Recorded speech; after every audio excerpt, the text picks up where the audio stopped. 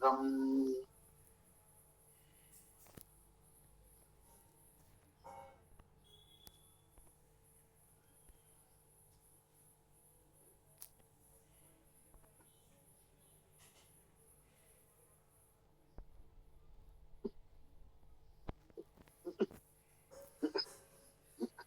ओम अथर्ववेद कांड 12 सूक्त 4 मंत्र 44।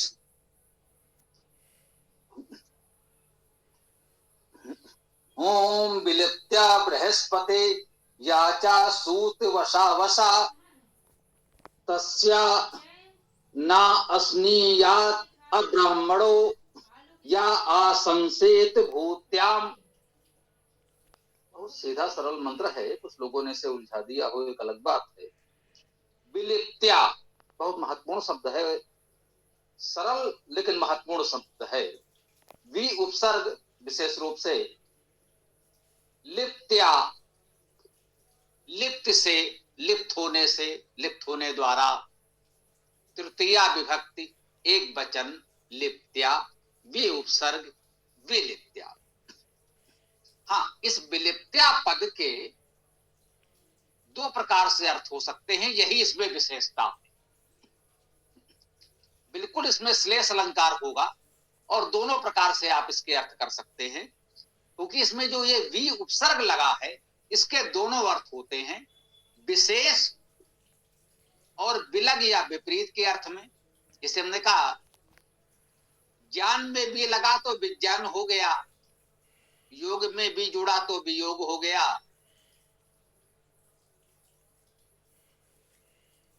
से कृत में भी लगा तो विकृत हो गया। वर्तमान में विकृत शब्द से सामान्यतः नकारात्मक अर्थ लिया जाता है, जबकि वेद पाठ में विकृत पाठ बहुत सम्मानित हैं। वेद मंत्रों के संरक्षण के लिए अनेक प्रकार के विकृत पाठों का विकास किया गया है, ये हम आप जानते भी हैं। तो वि उपसर्ग दोनों अर्थ में आता है। मूल भाव तो विशेष होने से ही है, अब वो विशेषता सकारात्मक हो या नकारात्मक, अर्थात वो जैसा था उसमें कुछ विशेषता तो आई, वही भी उपसर्ग का मूल भाव है। विलिप्त्या का दो प्रकार से अर्थ कर सकते हैं। लिप्त्या अर्थात लिप्त द्वारा, लिप्त होकर, ये है ना, विशेष रूप से लिप्त होकर, या कोई कह सकता है विलिप्त होकर, पूरी तरह निर्लिप्त होकर का अर्थ भी विलिप्त से लिया जा सकता है। विशेष रूप से लिप्त होकर और पूरी तरह निर्लिप्त होकर, ये दोनों ही अर्थ विलिप्त्या पद से लिए जा सकते हैं, दोनों ही सत्य हैं।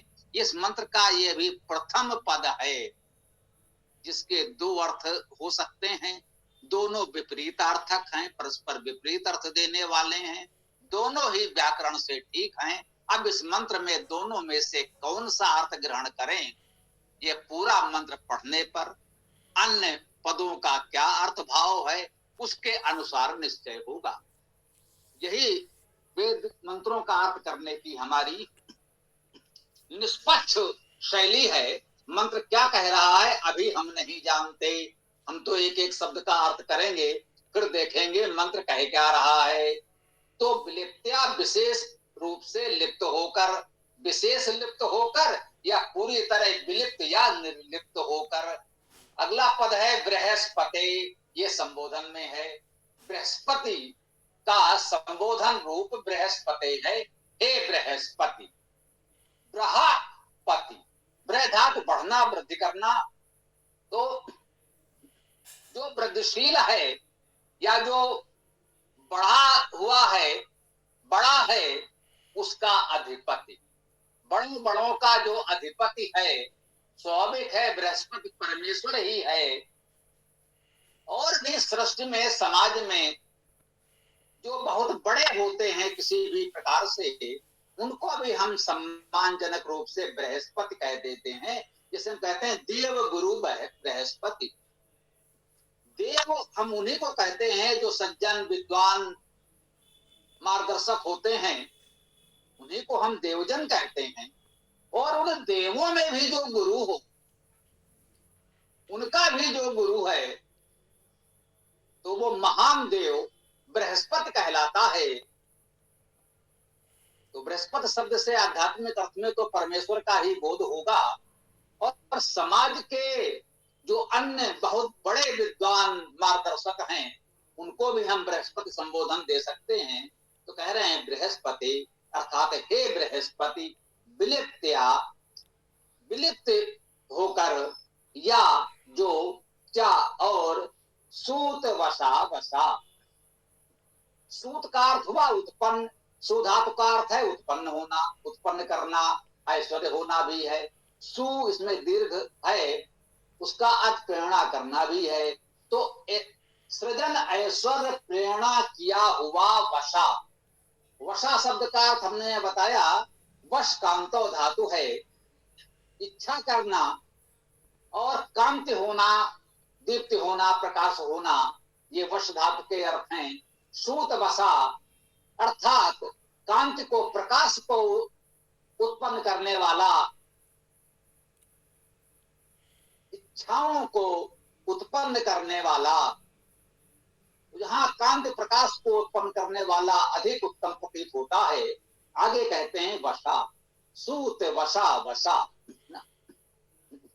अब देखिए यहाँ पर कितना सुंदर यमक अलंकार का प्रयोग आप देख रहे हैं। सूत वशा वशा, एक तो ये वशा है जो कह रहे हैं सूत वशा, प्रकाश को, दीप्त को उत्पन्न करने वाला, कांति उत्पन्न करने वाला है। वशा अर्थात इच्छाएं। दूसरे वशा का अर्थ हमें ऐसा प्रतीत होता है कि हाँ, इच्छा करना चाहिए। वश धातु के दोनों अर्थ हैं, इच्छा करना और कांति होना, प्रकाश होना। तो वशा इच्छा, हमारी इच्छा ऐसी हो जो प्रकाश को उत्पन्न करने वाली हो, अंधकार को उत्पन्न करने वाली इच्छा हमें नहीं करनी चाहिए। हमारी इच्छाएं ऐसी हों कि प्रभु समाज में प्रकाश हो, विद्या का प्रकाश हो, सुख शांति हो, सबके मुखमंडल प्रकाशमान हो, दीप्त हो। तो विलिप्त्या बृहस्पते या चा सूत वसा वसा, कह रहे हैं हे बृहस्पति, विलिप्त होकर, वशा जो ये हमारी इच्छा है वो कैसी है, जो इच्छा सूत वशा कांत को उत्पन्न करने वाली है। तस्या अर्थात उसका, ना असनीयात, ना नहीं, असनीयात। अब देखिए अश धातु है, असनीयात का अर्थ तो हुआ असंग करे। अब असंग करे में अस धातु का अर्थ भोजन करना भी है, तो असनीयात का अर्थ है भोजन करे। ना असनीयात भोजन ना करे, ना भोजन करे। ठीक। अब अस धातु का अर्थ व्याप्त होना भी है, तो आप कह लीजिए व्याप्त ना हो। अस धातु का अर्थ शीघ्र पहुंचना भी है, तो कह सकते हैं शीघ्र ना पहुंचे। अर्थ तो तीनों व्याकरण से ठीक है। अब आप कौन सा ग्रहण करेंगे ये आपके विवेक पर है। कोई विद्वान ये नहीं कह सकता कि इस तीन में से यही एक अर्थ हम मानेंगे। तो भाई व्याकरण से तीनों अर्थ है, तो सभी अध्येताओं का ये अधिकार है कि वो तीन में से कौन सा अर्थ ग्रहण करें। हाँ, बस उसमें विवेक मर्यादा यही है कि पूरे मंत्र को देखते हुए कौन सा अर्थ अधिक उपयुक्त, संगत बैठ रहा है, वो ध्यान दीजिए। तस्या ना अस्नीयात, उसका भोजन न करे। कौन? अब्राह्मणो, अब्राह्मणो, आ नहीं ब्राह्मण, जो ब्राह्मण न हो, जो ब्राह्मण न हो वो उसका भोजन न करे। इसलिए इसी ऐसी उत्तम महान इच्छा, कांत को उत्पन्न करने वाली उत्तम इच्छा, कह रहे हैं हे बृहस्पति, विलिप्त होकर, मेरे विचार से यहाँ विलिप्त का भाव निर्लिप्त होने वाला अधिक उपयुक्त प्रतीत होता है कि हम बिल्कुल निर्लिप्त भाव से ये इच्छा कर रहे हैं, कोई अपना पराया नहीं, कोई शत्रु मित्र नहीं। हम कह रहे हैं हे बृहस्पति, हे परमेश्वर, हे बड़ों बड़ों के अधिपति, इस विराट सृष्टि के अधिपति परमेश्वर, हम निर्लिप्त भाव से ये इच्छा कर रहे हैं कि जो भी इच्छाएं हों वो दीप्त को, प्रकाश को उत्पन्न करने वाली हूं। कह रहे हैं तस्या ना अस्नीयात अब्राह्मणो, जो ब्राह्मण नहीं है वो उसका भोजन नहीं कर सकता, या वो उसमें व्याप्त नहीं हो सकता, या उसे शीघ्र पा नहीं सकता, पहुंच नहीं सकता उस तक। अब इतनी उच्च विचार, इतनी उच्च मनोभावना कि हम निर्लिप्त होकर सभी के लिए कांतिमय इच्छा की बात कर रहे हूं, सबके लिए प्रकाश उत्पन्न करने की बात कर रहे हूं, तो कह रहे हैं कि ऐसी उदात्त इतनी उच्च भावना को जो अब्राह्मण है, जो ब्राह्मण नहीं है, वो नहीं पा सकता, वो उसका भोग नहीं कर सकता।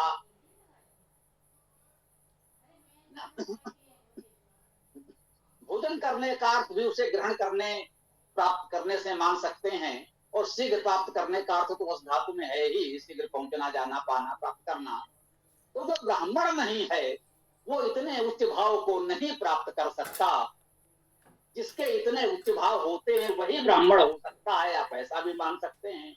जो ब्राह्मण है उसकी ही इतनी उदात्त भावना हो सकती है, ऐसा भी मान सकते हैं। अब ब्राह्मण का क्या अर्थ है? देखिए, पहले ही कह दिया गया बृहस्पति, यहाँ परमेश्वर को हम बृहस्पति शब्द से संबोधित कर रहे हैं, तो उसी से ब्रह धातु से बृहस्पति भी बना था, बृहस्पति, बृहस्पति, और ब्राह्मण शब्द भी उसी ब्रह धातु से बन रहा है। जिसकी भावना विचार बड़े हैं,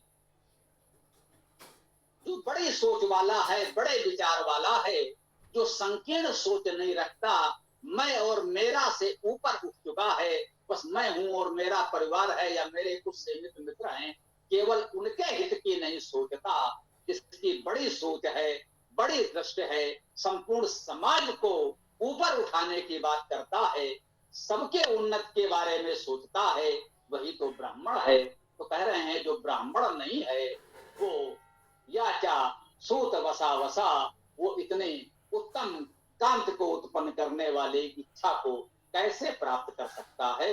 वो नहीं प्राप्त कर सकता है, स्वाभाविक है। कह रहे हैं या आसंसेत भूत्याम, या अर्थात जो, ये तो सर्वनाम है, आसंसेत, आ उपसर्ग सम्यक समन्तात, संसधातु, इस संस से ही प्रशंसा बनता है, प्राउपसर्ग लग गया तो प्रशंसा हो गया, आ लग गया तो आशंसा हो गया, अनु लग गया तो अनुशंसा हो गया। तो आसंसेत, जो समन्तात प्रशंसा करे, या आसंसेत, जो समन्तात प्रशंसा करे, किसकी? भूत्याम, जो भूत की प्रशंसा करता है।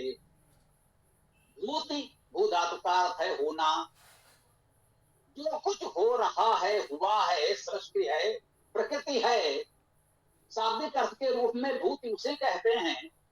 हम ये कहते हैं भूति का, इसी भूति से भौतिक शब्द भी बनता है, जो भौतिक संसाधनों का ही आसंसेत समन्तात प्रशंसा करने वाला है, वह अब्राह्मण है। और ऐसा अब्राह्मण इतने उच्च भाव को सबके लिए कांति दीप्त प्रकाश उत्पन्न करने वाली इच्छा को नहीं प्राप्त कर सकता है। ये इस मंत्र में हमको बहुत उत्तम संदेश दिया जा रहा है। हे बृहस्पति, ऐश्वर्य की कामना करने वाला वह व्यक्ति अब्राह्मण विलिप्त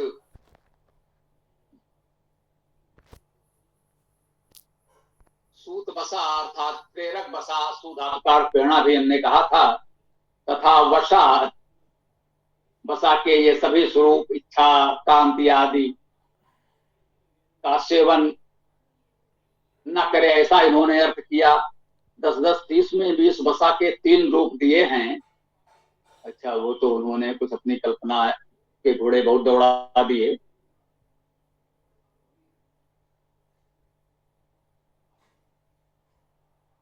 ठीक है, तो इस मंत्र को हमने समझा, कह रहे हैं हे बृहस्पति विलिप्त्या, विलिप्त भाव से विलिप्त होकर जो दीप्त उत्पन्न करने वाली इच्छा है, तस्या न अस्मीयात ब्राह्मणो, उसको ऐसा ब्राह्मण नहीं प्राप्त कर सकता है।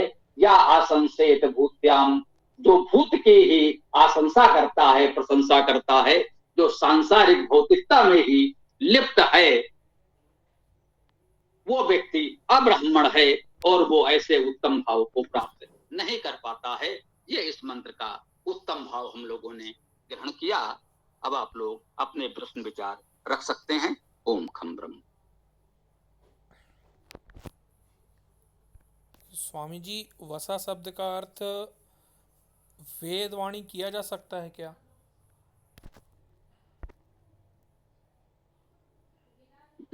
देखिए, वसा शब्द का अर्थ तो वेदवाणी नहीं किया जा सकता है, लेकिन वसा का अर्थ जो हमने कहा कांति प्रकाश, तो वेद से ही हमें सारा जीवन में प्रकाश मिलता है। तो किसी ने उसका भावार्थ इस प्रकार कर दिया हो तो कर दिया हो, शाब्दिक अर्थ तो वेदवाणी नहीं किया जा सकता, ये स्पष्ट है। वो प्रकाश के भाव से वेद से विद्या का प्रकाश मिलता है, तो किसी ने दूर की कौड़ी ग्रहण कर लिया होगा, ये संभव है। धन्यवाद स्वामी जी।